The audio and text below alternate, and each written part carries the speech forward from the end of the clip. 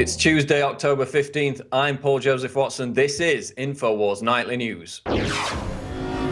Tonight, the U.S. Senate says the right to keep and bear arms, the Second Amendment, is now debatable. The EBT card shutdown showcases the dangers of dependency on the government. Then, is the Obamacare website crashing to keep the true cost of socialized health care hidden? And is MSNBC editing footage of the veterans protesting in D.C. to distort their motives? All this and more on the Infowars Nightly News.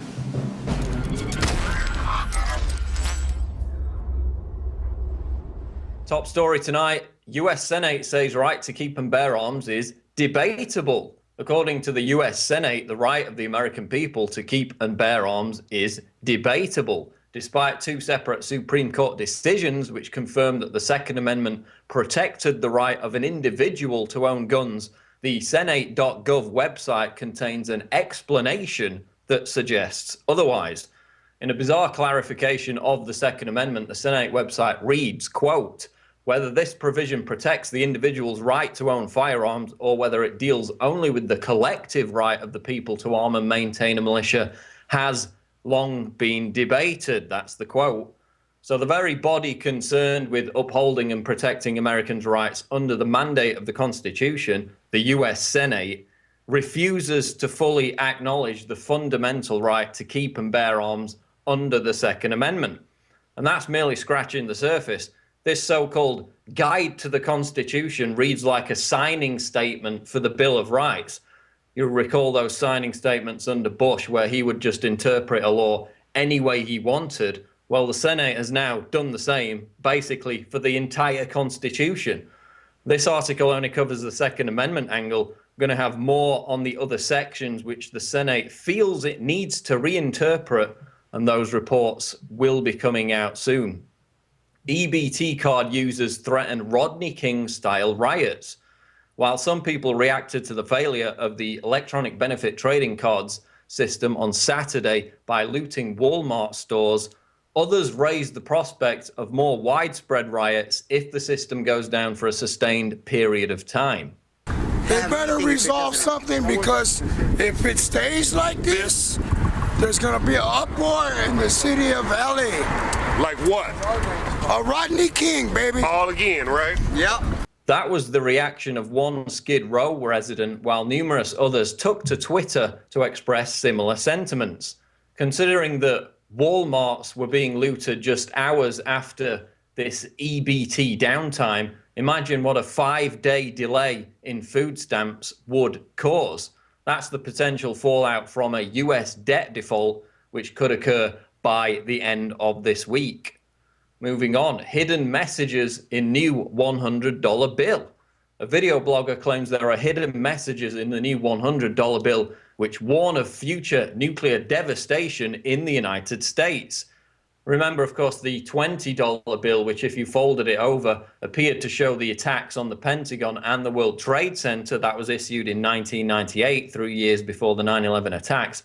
Well, now, according to Jonathan Kleck, the new $100 bill contains images of nuclear devastation and day after tomorrow style flooding of New York City. So while some are going to read all kinds of symbolism into this, I see it more speaking to the human appetite for apocalyptic fervor and kind of prophecy pornography. It's in that vein. It's debatable. You have to use leaps of imagination and logic to see it. But there's no doubt that people are interested in this. I mean, the one video from Kleck has got something like 150,000 views. So people are fascinated by the supposed symbolism in the $100 bill.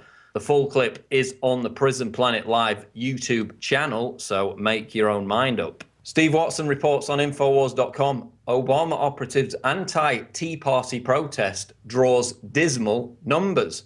An anti-Tea Party protest today at the Capitol building in Washington, D.C., organized by paid Obama operatives, drew numbers so small that many couldn't even find the protest they were supposed to be taking part in. The economic action event, billed as an anti-Tea Party shutdown protest, was put together by Organizing for Action, the social welfare Obama support group. So we saw with the Million Vet March this past weekend, thousands of protesters descend on Washington, D.C., carry off the barricades, as they're known, from the War Memorial, the World War II Memorial, dump them outside the White House. Of course, then we saw the riot cops sent in, examples of police brutality, which Rachel Maddow and MSNBC later edited deceptively to hide.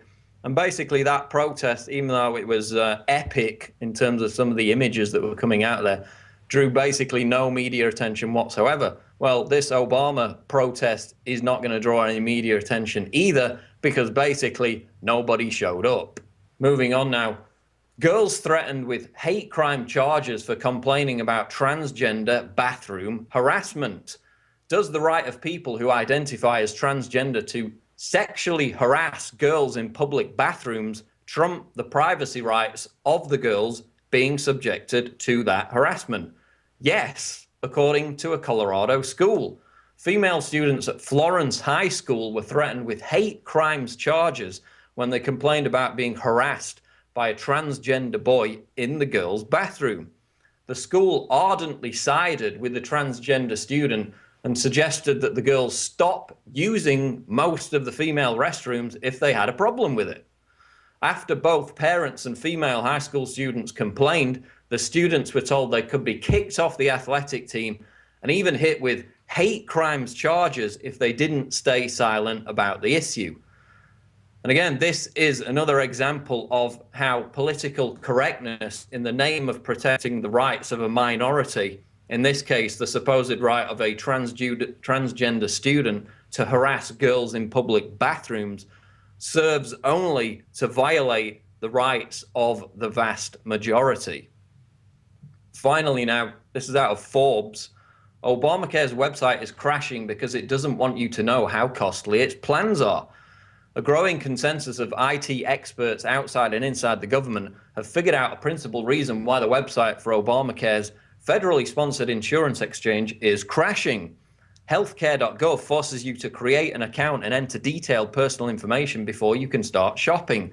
This in turn creates a massive traffic bottleneck as the government verifies your information and decides whether or not you're eligible for subsidies. So why did they do this, even with the knowledge that it would crash the entire system, which, as we know, is exactly what happened?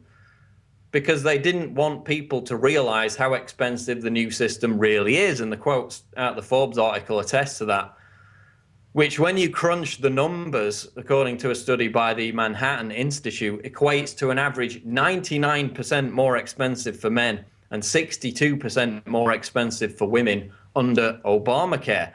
So to avoid scaring off the middle class who are going to be paying for all this, it actually appears as though the healthcare.gov train wreck was planned all along, and that rather than creating or risking the creation of an instant backlash, the government planned to boil Americans in the pot slowly by deliberately engineering the slowdowns themselves, enabling the true horror of the added expenses under the new Obamacare system to be revealed more gradually. That's it for this portion of the news, but don't go away because after the break, Gigi Annetta presents Tyranny Watch, a special report on the latest examples of police brutality and TSA abuse. Coming up now, Gigi Annetta presents her special Tyranny Watch report, which this week focuses on police brutality and TSA abuse. I'm Gigi Annetta. Welcome to Tyranny Watch. So what happened to the freedom to worship? Catholics across the United States are a target for the militant government. They cannot worship at military bases, and priests who offer to do the masses even for free are being told that they may be arrested for it. Clearly, the people in Washington, D.C. need to examine their hearts. The deceit reaches over oceans as Kerry is in Malaysia, and he praises Malaysia for their multi-faith model in the Muslim country that bans Bibles. It's good to know that Secretary of State John Kerry's ideal multi-faith model is a country that seized 20,000 Christian Bibles, banned Ahmadis from praying, and destroys a Hindu temple every 3 weeks. Let's hope his boss doesn't intend to introduce this multi-faith model in the United States. One of the worst problems is forced conversions to Islam, which has become particularly acute since 2001. Despite the provision for freedom of religion entrenched in Article 11 in the Malaysian Constitution. Now, even the non-recognized Muslim sects are in trouble. The Selangor Council of Islamic Religion in Malaysia has issued a notice ordering the Ahmadiyya Muslim Community Malaysia to immediately stop offering prayer services at the National AMC headquarters. The waters are definitely muddy when it comes to multi-faith in this administration. This weekend they had their hands full as people stood up all over Washington. Thank you for being here today, because we, the people, are determined to show the United States military, our esteemed vets, that the size of the heart of America for our vets is immeasurable. We are here to honor our vets. You look around, though, and you see these barricades, and you have to ask yourself, is this any way that a commander-in-chief would show his respect, his gratitude to our military? This belongs to you. This does not belong to the government. It belongs to the people.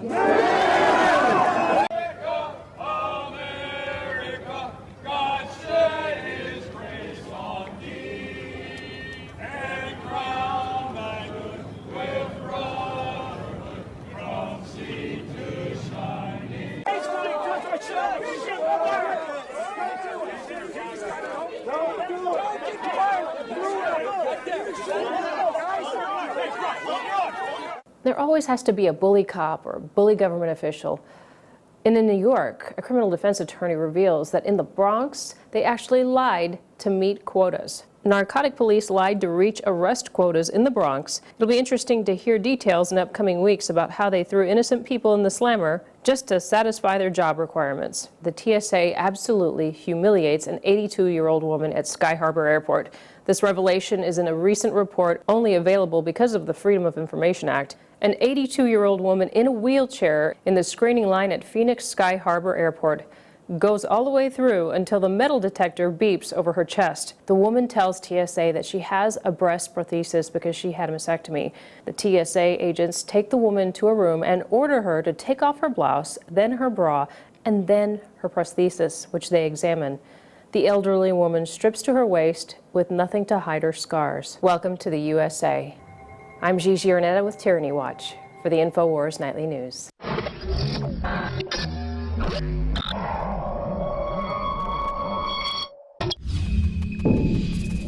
Stay tuned, because coming up, David Knight talks to Joel Gilbert about the political scandal surrounding New Jersey Senate candidate Cory Booker. That's coming up next on Infowars Nightly News. Well, tomorrow, Wednesday, October the 16th, there's a special election to replace deceased Senator Frank Lautenberg, who died in office earlier this year. Now, one of the candidates there, Cory Booker, is the mayor of Newark, New Jersey. And although he was in the city council for 4 years and 7 years as Newark mayor, we just learned from Joel Gilbert and Charles Johnson that a lot of people have a question as to whether or not he even lives in Newark. Welcome, Joel Gilbert. Tell us about this viral story. What made you think that he didn't live in Newark?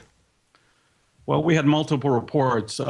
Charles Johnson, who's an independent investigative journalist here in Los Angeles, and I had been monitoring the election between Cory Booker and Steve Lonigan, and we'd had multiple emails and reports from residents of Newark that Cory Booker was never there. He was never in town.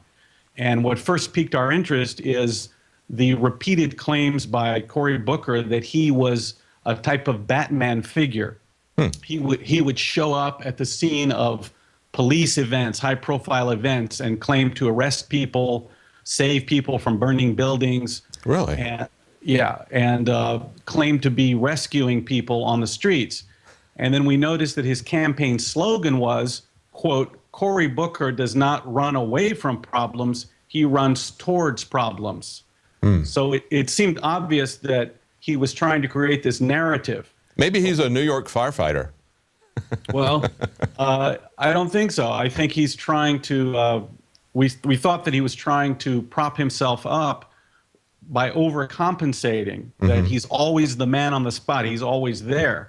So we decided to go to Newark and talk to people and investigate the truth. How can this be that this particular mayor saves dogs from freezing on the porch? He claims to have rescued a woman from a burning building, and on and on.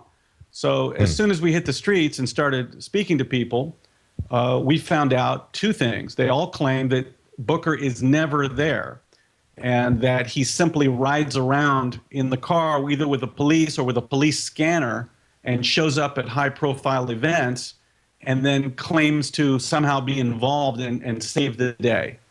So this is why we went there, and we discovered not only that most of these scenes of personal heroism were phony, but that Booker is really never seen in the city, and he does not live at the addresses which he purports to live at. Yeah, and he filed for Senate, and there are 6 people that filed for Senate. Now, he used a P.O. box when he filed for Senate. Now, one of the other candidates as well used a P.O. box, but he has 2 residences that he claims are in Newark, 435 Hawthorne and 19 Longworth. Did you go to both of those, and what did you find? That's correct. He actually had a third as well, which was a crack house, which we went to and was boarded up, and we found that he had recently sold for $1 and owed back taxes. The other 2 residences, the 435 Hawthorne, we went to. We spoke to several neighbors, including a woman named Tashay Thomas and James Sharp, and they said, we're here every day. We saw him one time in 2009. He does not live here. He's a liar, quote unquote. We saw a man in the window and spoke to him. He said his name was Officer Martinez, and I asked him if he was a tenant. He said no, that he's a security there. So it was pretty clear that Booker was nowhere to be found near that location. Then we went to 19 Longworth. There's a police car in the driveway. A policeman answers. And as shown on the video that I produced and put out on YouTube and in the Daily Caller, the policeman says that Booker doesn't live there. He hasn't seen him. He doesn't know when he'll be there. So in response to this, yesterday, the Booker campaign said that Booker moved from Hawthorne to Longworth 2 weeks ago, which makes no sense. Number one, why would you plan a move in the middle of a Senate campaign? The fact that when we were at Longworth, the policeman there had not seen him or knew when he was around. So I think it's a shell game. He has multiple, he claims multiple residences and keeps 24-hour security at these multiple residences so that the neighbors won't suspect that he's never there. They just think, well, he must be, at the other house. So many questions arise. Why does he have 24-hour security at 2 separate locations? Right.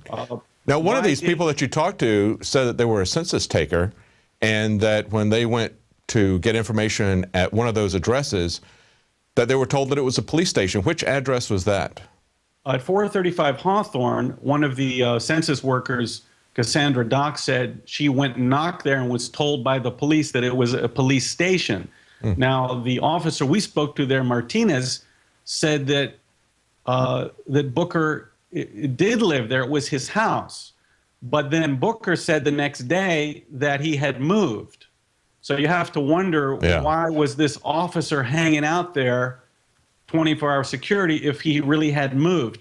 So we find all of Booker's explanations to be disingenuous, and most residents believe that Booker lives in New York City, and he's simply using the Newarkans, the residents of Newark, to further and launch his political career.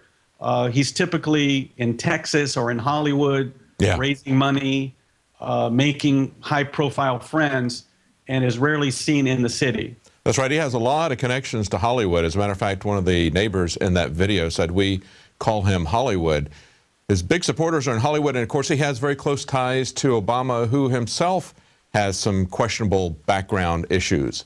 and a very changing story in his own personal background. And so we see this again with Cory Booker. That's very disturbing when we don't know anything about these people that are getting elected to very high office.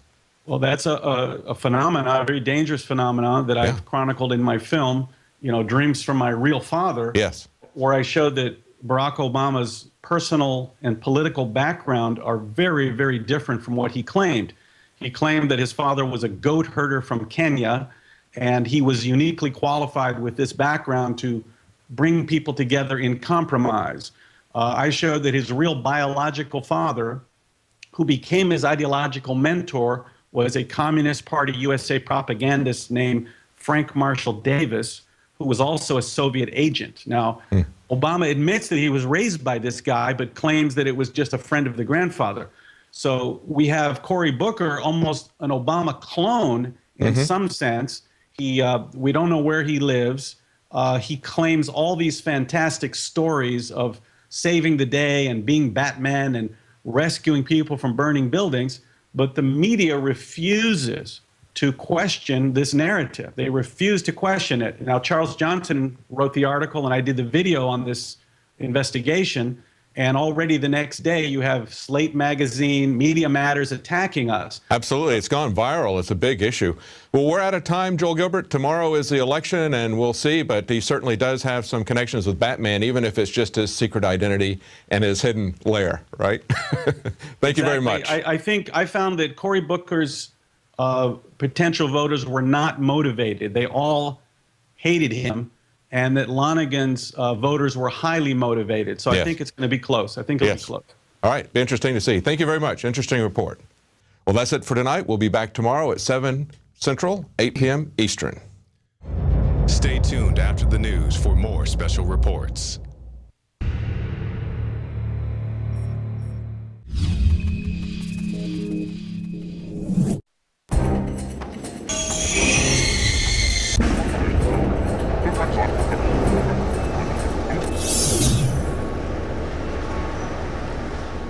Can I ask you what I was doing wrong? Tell you I can find out you can legally have a gun. So you can just stop anybody in the world for rudely displaying, yes. Oh, how am I rudely displaying a gun? I'm walking.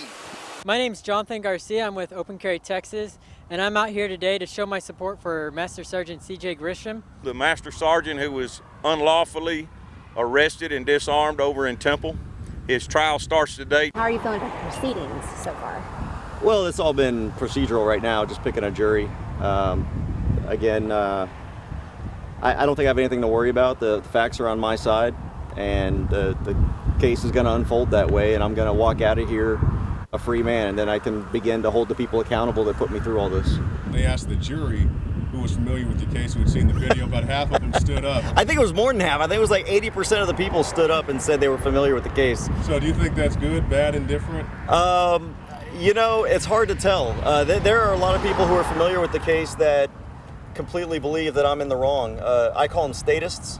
And then there are those that saw that I wasn't doing anything wrong at all. I call them constitutionalists. Saturday, open carry march on in San Antonio, line in the sand. We're gonna be from 10 to 1 o'clock. We've got over 1,000 people coming. And it's gonna be a great big event. All kinds of groups and organizations coming together to spread the word about open carry. So be there, San Antonio at the Alamo, 10 o'clock this Saturday, October 19th.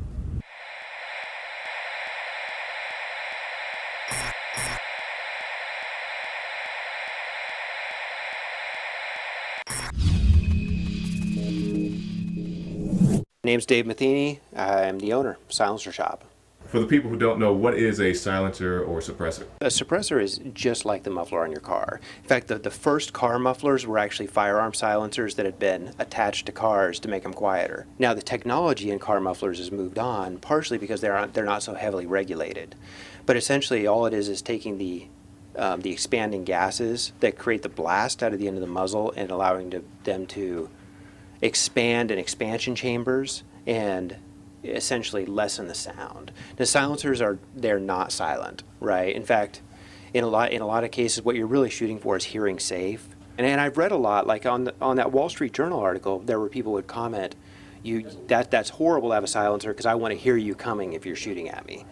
And that what they don't realize, even in that article it mentioned, like on an AR-15 with a top-of-the-line suppressor, you're quieting the gun down to the level of a jackhammer. Now these are your typical AR-15 suppressors, 5.56 millimeter on this left-hand side or your right-hand side of the case. These are all going to be quick attach, so they'll just quick attach onto an AR-15. Do you think all this new regulation is necessary? Oh, not at all. Basically, what you're talking about with suppressors in general, it probably is the most highly regulated item in the firearms market already. And when you consider that it's really nothing more than a safety device, it's the regulation that's already there could be considered to be kind of ridiculous. This is a .338 Lapua. It's a Desert Tactical. This gun is so loud without a silencer that it literally goes off the top level of our sound meter, which maxes out around 175, 180 decibels. With that suppressor, it's hearing safe and quieter than a 22. Quieter than a 22? Quieter than a 22, by a lot. Explain to us the difference between having a Class 3 license or the trust that you do. Well, a Class 3 license is a license to sell silencers. So, for example, we would have a Class 3 license. We sell a lot of silencers. When you purchase a suppressor, there are 3 ways to register it. The most restrictive way to register is as an individual. Because if you register as an individual, it really is tied to you as a person. So let's say you buy one as an individual, your wife uses it on a home defense gun when you're not home, that's a felony. So what a lot of people do in order to deal with situations like that is to use a trust. So you set up a trust, really simple thing to set up. You add your family members to it, and then anybody who's listed in the trust as a trustee can have independent possession. What they're talking about the gun trust loophole. They fill out all the paperwork that goes directly to the ATF and sits there for 7 to 8 months before it gets approved. I don't know if it's just me, but to me that is not what criminals do. Is the Second Amendment absolute?